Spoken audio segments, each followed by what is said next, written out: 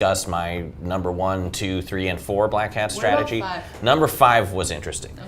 So occasionally, clients will go to a trade show, an expo, like your CES, your marketing school lives, right, where they might have a booth or something, and there's many other vendors there, and the whole point is you want to get people to swing by your booth, right? You might have a little event page through an app or something, and clients say, hey, this isn't on our site, but how can you help promote this? How can you help make people come by your booth, right? And it's not enough to just go ahead and make your ad say, hey, come visit us, we have way cool prizes, you need more reach. So I was looking at like a CES, CES is huge, right? Like PC. And they publish all their attendees, their vendors, right? But they make it in this kind of way that's hard to access. There we go. They don't want people doing marketing and like spamming people. So I called my buddy and he was able to run some software on the app and output me an entire list of every single vendor name going to CES and get that to me in a format that I was able to target every single person's brand name within a 1 mile radius of the venue on mobile. Oh. And so everyone's searching anyone else's name or in their category. No one even thought to put an ad on that in CES. This is some CS stage, dude. I was able to hijack a lot of traffic for virtually no cost without necessarily being breaking any terms and services. So, what's the question again? It was Most what's the black hat. most effective black hat strategy. you've ever gotten away with. Oh, that's like SEO. All of SEO. All of SEO. That's supposed to be white hat now. No, you're using black hat techniques in a white hat way. Okay, Where'd you get that from? That's from our top ranking SEO blog post. It's true. Define black hat. Well, you came up with this question, Justice. So Yeah. do you have Well, a black hat? Yeah, I have a lot of. Then what is one? I think I have a lot more gray hat things actually. What about gray hat? Yeah. A lot of gray hat things. Like what? Well, my favorite gray hat strategy of all time was when we're doing like lead generation for one of our clients who do like they do like a lot of product giveaways through like entering like a sweepstakes sort of thing. So because everybody and their mama was doing that on Facebook at one point, there came to be a lot of skepticism with that. So we ended up doing like we ended up using like a messenger service to kind of act like we were qualifying people before they could actually enter the survey, and that actually increased our survey form fields by like 13%. Whoa. So once we started saying like, honestly, like we don't really know if you're right for this. We want to make sure that everyone here has high integrity and that they're actually using our service. So go ahead and fill out this questionnaire. If people actually filled out that question, they were way more likely to actually sign up for the actual service than they were if they just sent them to like a general landing page about the product. So that was kind of gray hat because it wasn't necessarily true, but it was a way to kind of frame things in a way that. Well, the question was black hat, so I'm gonna go back to black hat. Let's do some black hat. Yeah, so you know what worked really well? When you spin articles, you use SE Nuke, and then you just have a thing that copies a bunch of articles from online, and it works because Google was not good at detecting them back in the day. Yeah. Still isn't the best at doing that. Nope. Okay. So we do have a question from YouTube. Okay. What's the question? Do you guys identify and remove bad backlinks? Which I feel like yes, but do you want to explain how / your Yeah, best way? you can make a disavow file, and then you can disavow inside of Google Search Console. Yeah. And then you can use tools like SEMrush, Ahrefs. They can help you find bad links. And oftentimes you want to ask if you can improve a backlink first before you remove it completely, right? I mean, or is it just the refer domain is well, so let's bad put you it don't want to you this way, Andrew. If I went to you, you had a website, you linked to me, and I said, hey Andrew, can you improve this backlink for me? Are you gonna do it for me? If you ask real nice,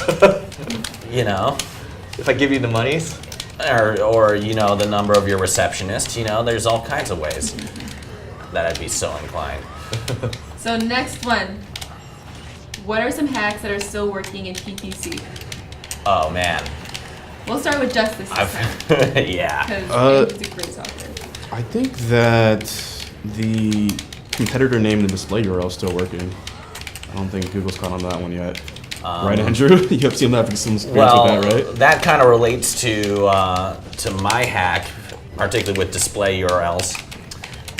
So as you know, the display URL where you're showing someone in a Google search ad where your ad is landing is kind of BS. The first part has to be true, basically your domain. But if you see whatever comes after the slash is basically a full artistic license just to put whatever you want there. And you're supposed to give people an idea of the expectation, but really it's a free-for-all field. So you can use it kind of like Justice mentioned, get a free stab at your competitor there, because usually they're not going to be looking for trademark violations in that field. Lately, however, and my secret's starting to get out here, it turns out that Google does not disallow emojis in this field. So that's right, you can actually put an emoji of any kind in the display URL and get a nice little splash of color there. And what emojis have you used? In fact, if you go ahead and Google Eric Siu right now, you'll actually see, or Single Grain CEO, you'll actually see the little businessman emoji in our display URL. Is it an Asian businessman?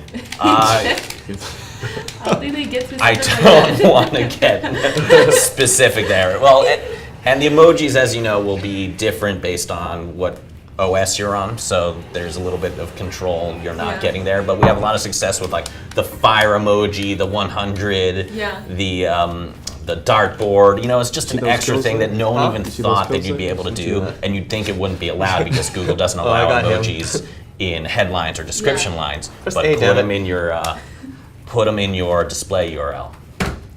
That's a hack. All right, none of that garbage It's stage. an exploit. Let's play this Pokemon stage. Yeah. So update, Eric has won. Who was going against him though? Who was in second place? I think I was in second place. Well, So Justice, do better. I like committed suicide. So next prompt, how would you grow your Instagram to 10K if you had 1 month? Do you have a strategy? Oh man. So you guys can go first. I can answer. Grow my Instagram to 10K in 1 month. Change my whole profile to a girl. Okay, so what if you didn't have that option, Justice? What would you do? Honestly, the quickest tried and true way of growing in pretty much anything organically is by association. So figure out your niche, understand your brand, and then either pay for shout outs from other companies who are also reputable in that space to go and have their following follow you. It's gonna be the easiest way to do it. What about you, Andrew? Oh man. I would probably just up the value of what people think they're getting from my Instagram. So if I could be like that Instagram that is like just giving something to someone or makes you feel like you have a real shot of winning something, you know? Like giveaways? I would do, I mean, giveaways and contests, but I would just make it insanely good. Like, what would be like a perfect scenario for an insanely good giveaway? Oh man, it'd be like, I would try to combine things. In fact, I did, like, the best social growth I ever had was like a totally open-ended contest I ran that was in a market that was already viral. I was like, post the picture of your dog and the cutest one gets free product. And it's like, that's not a real contest, right? But like, but people are already so hyped up and like, my dog's cuter than all these dogs. By that point, they don't care. They're already engaged and they're already more likely to, you know, subscribe and follow. So like, stick to like classic original viral markets. Like, pet people are like have been crazy since the dawn of time. So there's a lot of good virality there. Also, yeah, it helps to have girls. I'll keep it simple. Just do collabs. Yeah. And you know, the people that have collabs, if you don't have something that can match with them, maybe you have an email list. Maybe you have. It doesn't need to be same amount of follower accounts. I mean, I look at a bunch of people that. Oh, sorry about that. Andrew. That was smooth. But collabs work really well. People just don't. They aren't good at doing them. You know what? I'll say this as the last thing too. As you start to kind of browse through different Instagram pages, you'll notice that there's a common theme of content that resonates in pretty much every niche. So you start to see like memes, you start to see like certain types of videos, you start to see like the entrepreneur success audience likes to do a lot of quotes. So if you start making your own and you start to tag other people and hashtag in the correct way, some pages will start organically using your content, and that's a really nice way to grow. Yeah. As well. Solid. Okay, so we have another question from YouTube, from FDM. Any insight on traffic arbitrage strategies? Supply side, demand side? Say the question one more time. Arbitrage? Arbitrage, is that how you pronounce it? Oh. Arbitrage. So sounds like arbitrage is more like a drop shipping or. Supply side or demand side? Yeah, I think this You're not person selling, might your be, own product. You're doing arbitrage. yeah, a little more niche than us. So the next question. My website is ranking number 6 for higher app developers. What's the best way to increase the ranking other than link building? Oh my god. You have so much you can talk to. Yeah. No, let's do Eric. Eric, you can go first. What's the question? My website is ranking number 6 for higher app developers. What's Uh-huh. the best way to increase ranking other than link building? Upgrade your piece of content, and then any form of link building is out. They I ruled guess it out. so. Yeah. So first you they get upgrade it the piece wrong. of content that does really well because it ranks for more long tail pieces of content. If you're I mean blogging. keywords. If you're blogging, yeah. Because that's what we do. Like a page might rank for 100 keywords or so, and then, well, I need to kill him. Yeah.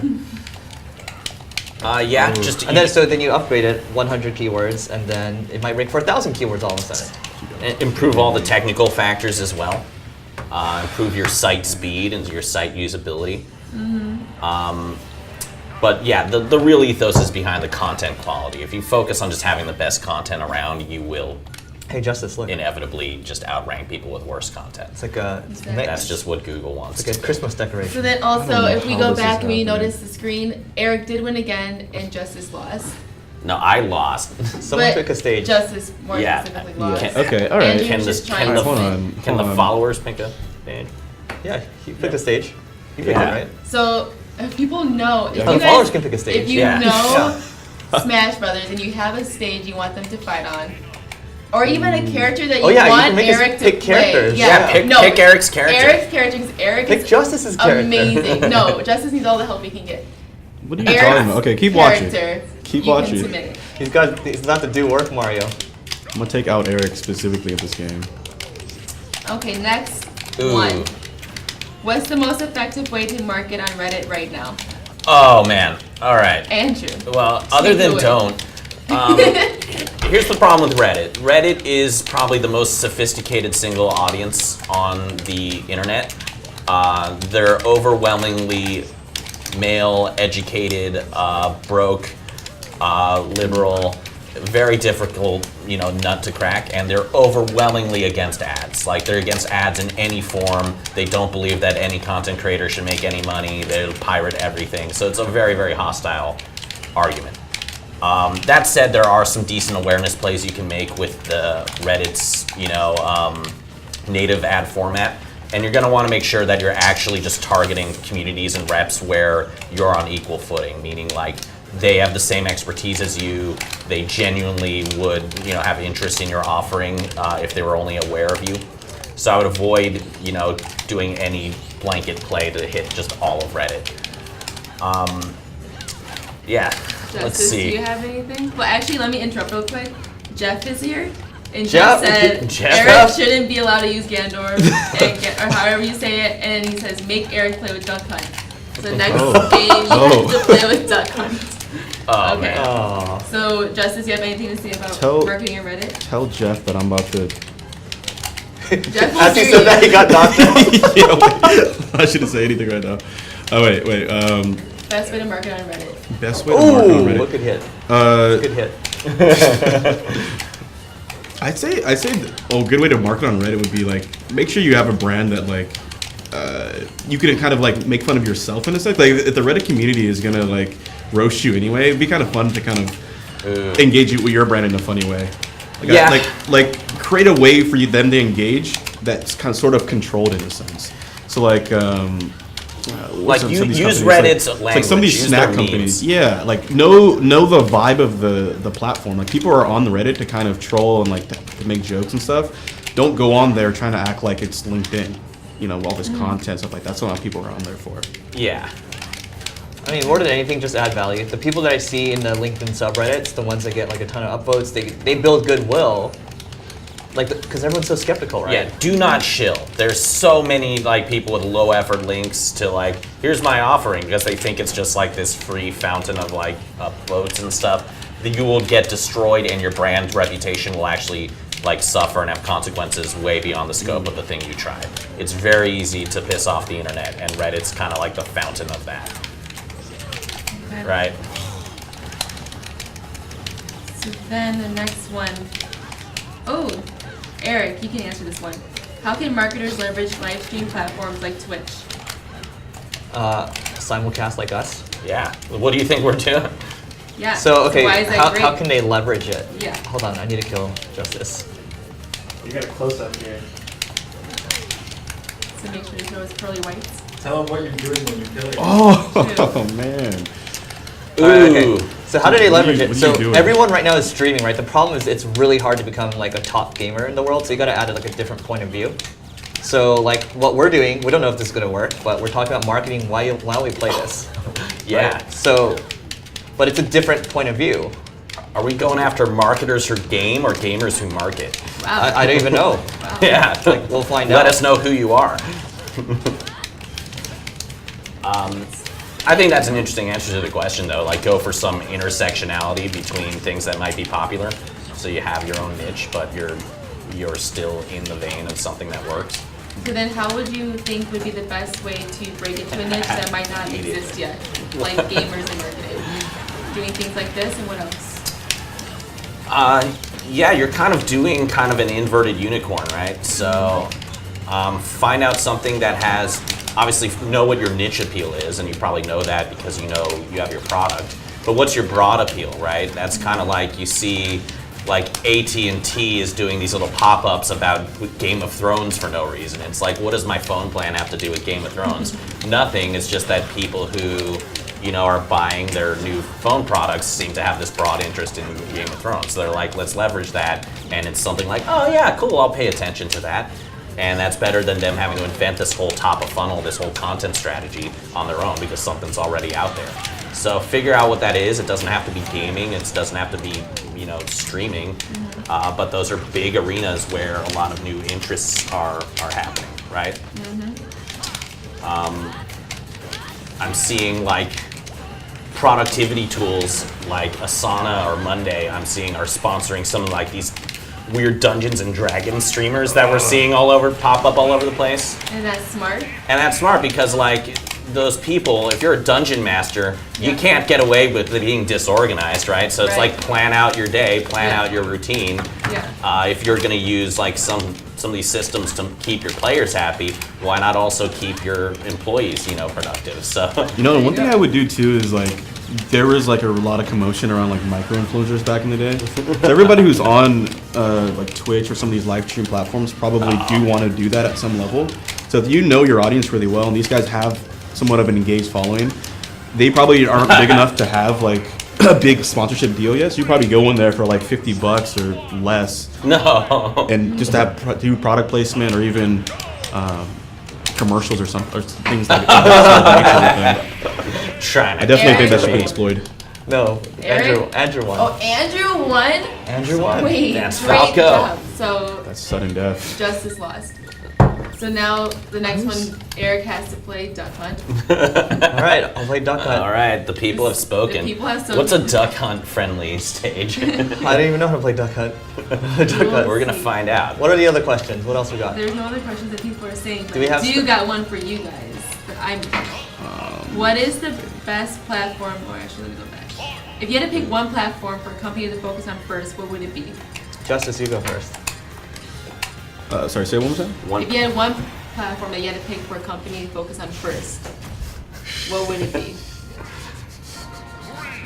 It doesn't even have to be a social time. platform, just any platform. Yeah, I mean, I'd probably say focus on Facebook. quick, first. before Eric figures out what the moves do. Just The reason I say that is because, like, to even leverage search properly, you would kind of need a certain amount of search volume, or you need a certain amount of awareness. How do I play this thing, dude? The cool thing with Facebook is, like, even if you have a new product or something that, you know, it's a, sort of a new service in the field, you can kind of you can put your product in front of the audience instead of having the audience need to search for you. Facebook's the biggest social platform right now, so it just makes the most sense to use that one first. yeah, I mean, I think that's well put. Don't know if I agree. Ooh, Yeah, you should disagree. conflict. Just say agree to disagree. What is Yeah. going on? Look, I think it's the wrong. First off, what platform should I start on is kind of one of the classic wrong questions that we have to correct a lot here, especially from like first-time advertisers. Because you shouldn't be thinking about the platform. You should be thinking about your audience, right? And you should be thinking about it in terms of your funnel. So if resources are constrained, you want to start at the low-hanging fruit, the bottom of the funnel, where there already may be availability, interest, people who are ready to buy right now. They just haven't made that handshake. And nothing does the quintessential bottom of the funnel better than a search, query. So focus on your search, because people are already saying, they're holding up their hands saying like, there's a thing that I want. And your product can often be the answer to a lot of those people's questions. So usually my advice is to start with Google search ads and go collect on that bottom funnel intent that may already be out there before you have to do things like invest in developing awareness and consideration. I would build on what Andrew said earlier. It's you find out where your audience is hanging out. Maybe you can't target them on Facebook or Google. Unlikely, but you might not know. But you got to do the research up front before you start spending a bunch of money, and then you can start to invest, right? So it's like, if I say, content works really well for us, but then you are like in the, I don't know, maybe you sell like enterprise software and maybe it doesn't work that well for you. Maybe it doesn't make sense. So yeah, exactly. So the same person you asked about the hire developer Why are there tab beans? has another question, and Eric, I want you to answer this. how to hire a developer? What is that thing? You see that? It's a can of beans. Here, take His that. question Alright. is regarding content and blog content. What would be the process or the best process of planning exactly what to write about and what would get results? For example, how to hire app developers. So like, what would be your content strategy? Okay, good question. I guess we'll just bill him after. Go ahead. Yeah, first step is find out what works. So you should be doing 20 times as much reading as you are writing starting off. You should be seeing what the other authorities in your field are, what they're doing really well. Pay attention to what they're saying, but how they say it, right? You won't have the exact same offer or the exact same product, but you might have a very similar audience in mind. So figure out what is already working on that audience and what do they seem to engage with. And that's your starting point, right? In terms of content, we know, if you're a great authority on your content, you need to be sharing that, right? So we talk a lot about, epic content, skyscraper content, right? Just establish something that is going to be the backbone for all your content to come, right? So start by just writing a lot about what you know the best and make it kind of a Christmas tree so that you're giving yourself a framework to write more and more additional topics on this one core topic down the road. And that's going to do really well for your ranking. This is kind of the new top performing metaphor in like search ranking that may be replacing kind of the low effort listicles, right? Certainly listicles are still working, but figure out what is the framework behind all your listicles that you can do to unify all that content and establish yourself as an expert. So what do you think, Eric? Like, thinking of topics around things that might not be blogged about often, what is your strategy? Or things that are clickable? Things that are clickable. Oh man. Clickbait, bro. Like for us, we do listicles, tools. Okay, stuff that's not written about much. Okay, so I'll give you an example. So there's a blog I read called Hot Pod News, which is all about podcasts. And he has stuff that nobody else has out there.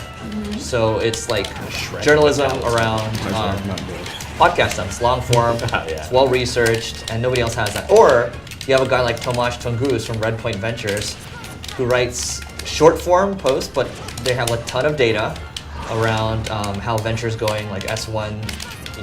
Companies. S1 is when a company's about to IPO. They file an S1. But it's a different point of view. So you have to have a point of view. So we talk about long form works really well, whatever. Like, as long as you're a little different, then you can make things work. I think there are a lot of tools out there, like I think AppSumo, I think Neil Patel has one, like Uber Suggest or something. Pretty much tools that you can look for to kind of see what questions people are asking in your niche, and then go out and answer those questions. Ask the public. Yeah, it's another one, right? Answer the questions that people want asked, and these tools are helpful to do so. Yeah, it's more important to be an authority than be a salesperson, especially at first, right? So even if the answer is not your product, be someone whose answers are trusted. And Duck Hunt is a no-go. yeah, Duck Hunt. Yeah, don't. Any more suggestions, Jeff? Yeah, don't write about Duck Hunt. You know, we should all do random. That's something we always do. Oh yeah, let's all do random. All right, All right, here we go. Eric, there's true a- fairness. Oh, Manav says hi, Eric. Hello, Manav. Thanks. Manav has been great, guys. By the way, Manav has been doing killer work for us. So Yeah, great job. Manav. yeah, thank you, Manav. There is a question you. for you specifically, Eric, Yes. by Devesh. I don't know Random? if I'm Random. saying it right. But it is building a Facebook page good for affiliate marketing? No, not anymore. For getting We traffic? I mean, what the? I don't want this. Whoa, this this, is like this Milla's has gotten all bad. We all have Why were fighters. you? This is I don't funny. think it's really a good use of Justin. time Oh wait, anymore. sorry. I forgot where I was. Hold on, watch All me right, come well, back. Dude, I don't know how to use you're this the thing. best character here, so. Hold on, let me see who I am. Justice has the best character. I like this guy. I don't like this guy. I've never used this guy. He's powerful. Oh, Manav says happy birthday, Eric. Yeah, it's Eric's Oh, thank birthday you. today. So all of YouTube and Facebook is happy birthday. Was that your answer though? Just no. Wait. It's not good for Yeah, affiliate marketing. my answer is no. Spend your time somewhere else. Okay. Oh my God. All right. How would you approach marketing an underdog brand? Anyone can take this. An underdog brand? Good question. So I'd probably say, like, if you're an underdog brand, if you know you're coming in underdog, you need to do a lot of research to understand where the market's at right now and where the opportunities lie. So like a lot of the big companies, instead of like trying to compete with Coca-Cola on certain things, like how they position themselves or maybe on taste, you know, you can do what Pepsi does, where it's like, Pepsi we're challenge. Yeah, Pepsi challenge, but we're the fun Coca-Cola brand, or we're like the Coca-Cola for serious people. You know, there's ways that you can kind of niche yourself that Coca-Cola is not taking advantage of because they're too big at some point. So if you're trying to get into like the hamburger game, you don't want to go up against McDonald's, but you may want to make gourmet burgers for vegans or something. Like, understand your niche, come in and like take advantage of the opportunity that's not being represented in the market. So that's what I would do if you're an underdog. Yeah, and just imitate to the degree that you can, and then decide what you're going to compete on and decide what you're going to imitate, right? Like one of the key differentiators of Lyft early on is it's like, oh, it's just like Uber, it's rideshare, but they're differentiated in that, oh, they haven't had PR problems, their people started off trusting their drivers more, so they emphasize that. They didn't try to expand internationally, you know, at first. And I think they're still not doing that. So they basically just avoided making the mistakes of the big player, and now they're, you know, on parity, right? That's kind of a high level strategy. In terms of like underdog marketing, it's a question about like awareness, right? If you're constantly measuring yourself up to the other brand and talking about that in your advertising, you're giving them more awareness, right? You're defining yourself in opposition to them. So that you got to know the roadmap for your product. If you can get along your whole product life cycle doing that, you know, just being the generic product, just being the underdog, that's fine. But if you're going to, if you want to be number one day, you're going to have to stop talking about, you know, the current number one and just start acting like it. So think about that. Eric, do you have anything to say? No, let's let them answer. So the next one, the simple one, I want everyone to have an answer. What is your favorite ad campaign right now? And you can't choose Oh, one man. that you're doing yourself, like an out there. We actually, I think in that presentation we saw yesterday, I think that Nike ad was really yeah. cool. We were talking about that. How can they find that? Through, gotta watch Through the president Google? through Facebook ads.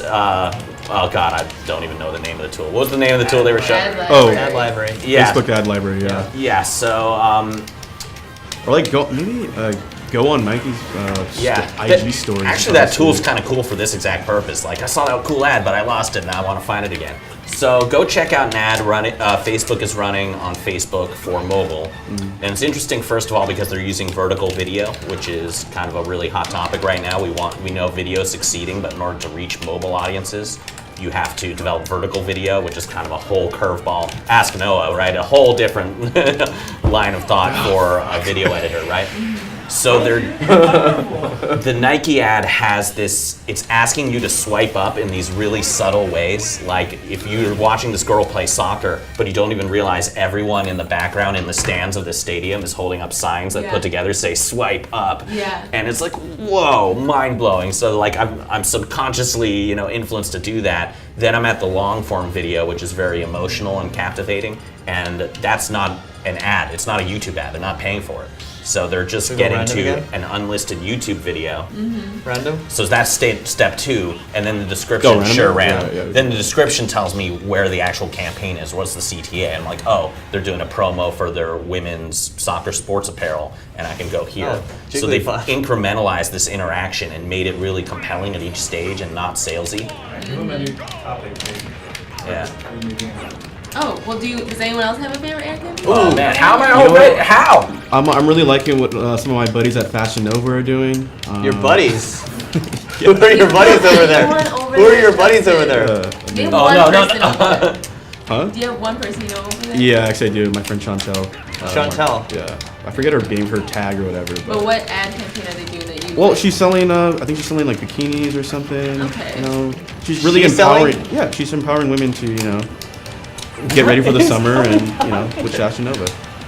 So Eric, do you have a favorite ad A favorite ad campaign right Yeah. now? No, I would have answered with the Nike one. Yeah. Because That they one- spent a lot of money on it. Everyone loved that one. They were still talking about it. Eric's not a Adidas fan, obviously. No. I love Adidas. I can't remember. You know they're pronounced Adidas. Adidas, yeah. That's your last What- name. Here, not to give, I'll just give it like a resource that I use if I want to look for cool stuff. Actually, I'm more interested in like looking at people's ad copy, so I go to swipe.co. You still use that? Yep, of course. Oh yeah, copy blogger. Yeah, that's a good one. They have a lot of Oh, older copy on Yeah. there though. Oh. Okay. What is the best way to deal with ad campaign backlash? Justice. That's a little vague. Make it more specific. So, If it don't fly, I don't so the buy only it. thing coming to my mind right now is that sometimes people can do ad campaigns where like they really don't understand their audience or like they didn't really vet out the topic very well. One of them will be like we had a company who did like a campaign during Women's Day, and then they position it in a certain way, they use certain words and phrases, and then all of a sudden their audience was like, oh, this doesn't really represent women the right way, or like we shouldn't use these type of words to describe ourselves, and like now you ensued this political debate of something that was supposed to be positive. So that's probably the only way I can probably say, like, make sure you do your research first before you do like a controversial topic or idea, because once it happens, I mean, you can try to hide people's posts and you can try to like make things so you can't comment on them, but you can only do you only can try to put out the fire, but once it's already started, it's started. So I'd say make sure you do your research first before that even happens. What about like Pepsi with Kendall Jenner? And that whole thing that happened from that? Well, you got to define your success metrics, all right? What actually happened from that is they got a ton of awareness and everyone's still drinking Pepsi. So you got to know, like, what is a real benchmark? Do you actually care about having engagement and that being positive? Or do you care about, at the end of the day, you have your reach and frequency targets? So it works better for bigger brands, but if you're a smaller brand Whoa! and something like that happens to you, does it hurt a lot? Smaller brand, that's even better for Better? you. Yeah, the more people, if you're a small brand, if you can piss off a lot of people, you're going to be very, very successful. Yeah. And if you're pissing off a lot of people, you're doing something right. So Justice, look at the score. definitely recommend. How many people did you kill? One?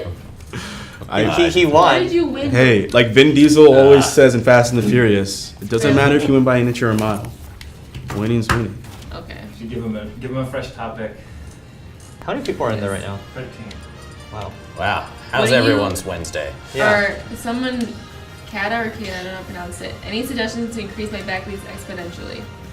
People like backlinks here. How to increase backlinks exponentially? Exponentially. Yeah. Okay, so what Neil would say all the time is, you build something interesting, right? So infographics back in the day worked really, really well because they were harder to make. You can't find designers as easily. So people would link to infographics. Then everyone started copying that, right? And now what people do, you look at Neil's Uber Suggest. You can buy a tool that's doing really well. It's getting a lot of links. People are using it for free, and then he's getting a lot of backlinks. So you can, I think there's a site you can go to, like buy $1,000 websites or something. But you can buy tools that developers stopped working on for $1,000. Oh, wow. Yeah. Didn't know that. But I want to know what you guys are reading nowadays. What are we getting out of this? We're eating. What are we reading or No, eating? reading. Oh, what are we reading? Yeah. Oh, okay. Oh man. That was favorite book. Yeah, I'm reading Intimacy by Osho. Ooh. Ooh. Justice wants to get intimate. I just read a really cool. Wow, how am I dead already? Really cool book by like a curated anthology of like video game developers called Blood, Sweat, and Pixels, which just like That tells sounds cool. it tells the story about like I think like 9 or 10 like recent video game productions and like the behind the scenes of like what actually was happening Whoa. in these game developer studios and like like from giant studios like EA to like the one guy who developed, I think was it Harvest Moon, over 4 years on his own, like going through all those struggles while being broke and surviving on his fiance and then wife, and then after 4 years of work that showed no sign of like shaping up into anything, he finally got his game published, and he and his wife, who stuck with him, made like $12 million in one weekend. So How about you, Eric? yeah. What was the question? What are you book are you reading reading? right now? Let's see. What am I reading right now? Or Yeah, like I'm reading Performance Partnerships, and I'm reading Powerful. That's about culture. What else am I reading? I'm reading Play Bigger. Oh, What's Play Bigger about? Play Bigger is about category design. So like instead of saying, "Oh, we're a marketing agency," you can come up with actually no, here's a better example. When I think who's the company that came up with the minivan? You guys remember? the minivan. Who invented the minivan? Chrysler. So Daimler, they're about yeah. to die, right? And the thing that saved them was the minivan because they designed this new category. So like instead of saying, "Oh, we're going to try to compete on cars," they're going to make this minivan, and then they own like a huge portion of the market share for the longest time. Another good example is Salesforce. There was already a Yeah. lot of CRMs. They came up with this no software thing in the cloud.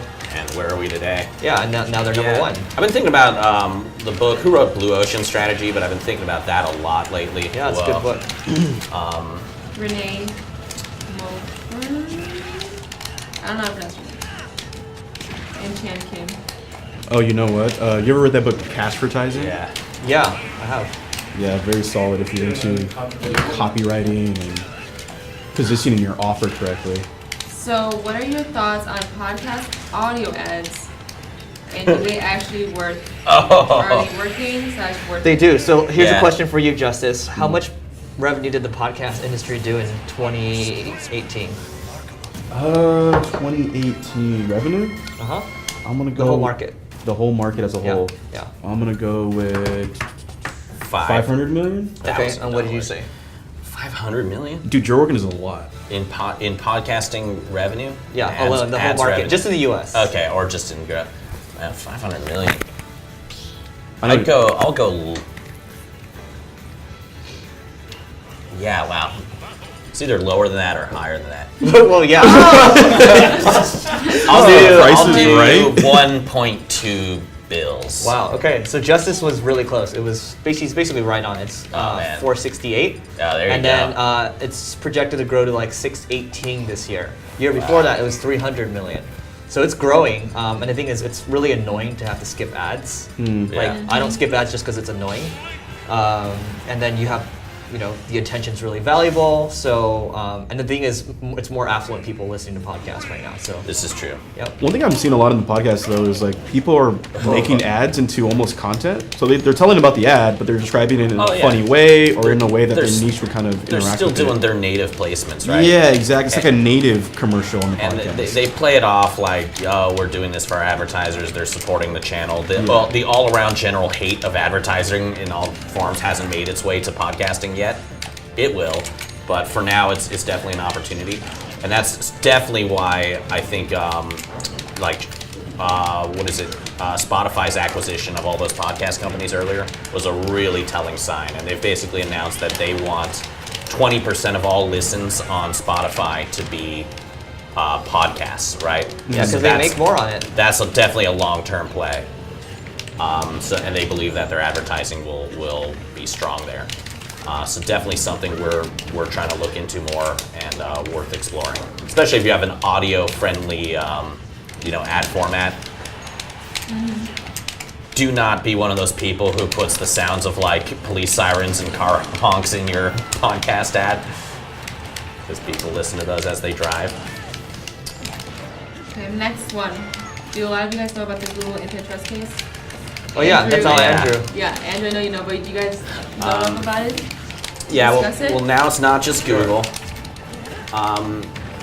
It It's is. like a 1-minute rundown. Well, basically, for a few years, the Republicans have run out of talking points to justify Now we're getting leadership of any political. form, and they came up with this BS that Google censors conservative thought on platforms, and there's a little bit of that going around, just because it's whataboutism, and that's the only tactic they have, right?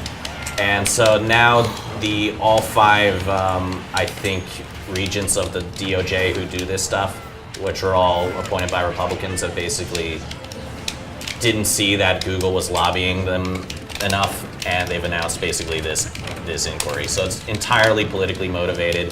They did this in 2013 to try to be mean to Obama. Nothing happened. So it's going to be annoying, but nothing's going to come out of it. It's just going to mess with the Alphabet stock for a little bit. Google actually doesn't even have anything close to a monopoly on search. In fact, Google's actually lost market share in search to Bing, Microsoft this year, as they integrated with their other Microsoft Audience Network platforms and their other partners like AOL and MSN. So, What is like the controversy behind it? Is there two sides to it? there could be. There's more likely 10 sides to it than 2 sides. Yeah. But essentially, antitrust is about saying this company is too successful and it's anti-competitive. It's now too difficult to get into the market, and so the government has to take actions. The problem is the government has to show that its actions are just something that can actually help create market share and aren't just punitive. So there's very little you can do. The government can't create a search engine. There's other search engines, but they're not interested in doing the types of things Google does, which is organizing the world's information, right? Making it accessible. So think of everything that Google gives away for free, and it's all one unit. They've already separated out the elements of Alphabet that are like working on a self-driving car, right? Has nothing to do with a search engine. And so when you invest in Google stock, you should be investing in the thing you know more about and is competitive, right? Instead of like a self-driving car. So now you have ways to do that. So it just strikes me as one-sided, politically motivated. The real attention should be on Amazon, which is really 2 companies, right? Acting as one, and people hear about how Amazon pays no taxes. That's essentially they take the losses from their unprofitable division, the warehousing one, and use that to, justify their expenses in their web business, right? So that's weird. So yeah, Man. watch this space. We'll see. Do y'all have anything to say about it? Yeah, digest this. That too. Wow. That'll be Did the you pulp say it as of- you were killing him too? Yeah. Okay. This would be. You gotta get Eric to talk more. Yeah. Okay. Yeah. So Back to Facebook- Duck He's Hunt. been awfully quiet, focused on his character. Do y'all have any opinions? Justice, you No. submitted this. Facebook allowing users to opt out of companies using their data for ads. Yeah, big opinion on this one. So, Maybe it's the last round. so what's pretty much happening is Facebook's trying to like self-police themselves, and self-govern the whole world of like what is acceptable on social media marketing, what's not acceptable. There really is no formal laws that I've heard of the government lay down, so Facebook's kind of making their own. So what they're doing now is they're trying to give users more transparency in terms of why they're being targeted with certain things, give them more control over what they see on the platform. So it's kind of good for a little bit, but one thing is that I don't like about it is that Oh, get wrecked, Eric. if you don't actually But educate I'm people, still alive. I don't know. I wouldn't. Say if people are not educated as to why, like what's actually happening, you can opt out of these ads, but you'll just see worse ads. You're always ads are always going to be there. Ads are like the new addition to like death and taxes. Yeah. You're gonna have ads. Yeah. Do you want ads that actually are about what you're interested in, or ads that are just random? Again. So for One advertisers, this could possibly mean like worse retargeting, because Facebook's pretty much saying they want people to opt into allowing them to use their information on Facebook to get ads. Both of you. So that could be a potential problem for us down the line. But because of the whole like, you remember when like iOS made it so like you can kind of see how much time you're spending on your iPhone? Yes. I'm pretty sure that didn't really make a dent in most people's like Instagram usage. Yeah. So people already have. Again, most people do not for like care about a being day, on the grid. and then you're back on Instagram again, Yeah. looking at funny memes and whatnot. So I don't really think it's going to be that, because people already have certain habits. I don't think they're just going to go in there and start changing things around too much. Whoa. But it does potentially No. make things harder for advertisers who want to retarget people. Human beings will be human beings. What does that mean? Human beings, look, what do people love on Facebook? Religion, politics, they love arguing, they love cat memes, they love just, you know, like there's dog people meme love guy. wasting time or relaxing. Yeah. So, Voicing your opinions. yes. Very soon, I wouldn't be surprised if the platforms develop cookieless tracking that basically is able to do everything that cookie-based, you know, tracking that uses your data, which is a misconception anyway, to get to the same result and the same strength of precision and interest as we have with retargeting now. You know, people have a very distorted idea of what even is your data. Like, let me ask you, Justice, you've been working here a while. Have you ever seen someone's, like, name in targeting? Have you ever seen a phone number, an email address, a social security number, right? We don't care about any of you people individually, all right? All the data is anonymous. We care about thousands of people and profiles and similarities between these people. Like, there's no advertiser who has any really compelling interest to cross any lines that you think would be, like, actually a violation. It's just not worth it to us, right? Unless you're Bill Gates and we're doing an ABM campaign, right? And even still, it doesn't work that way.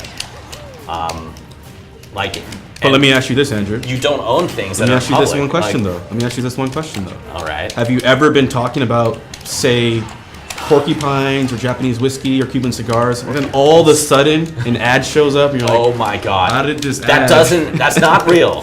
That's It not does real. feel like it is real though. Yes, So that because the happens to human me. mind is wired for coincidence. That's like the best thing we No, are at bro. doing. They're They listening. don't spy on your phones. Are you telling me if that I hasn't had it, happened I to would you? do that. But That it's hasn't happened to you before though?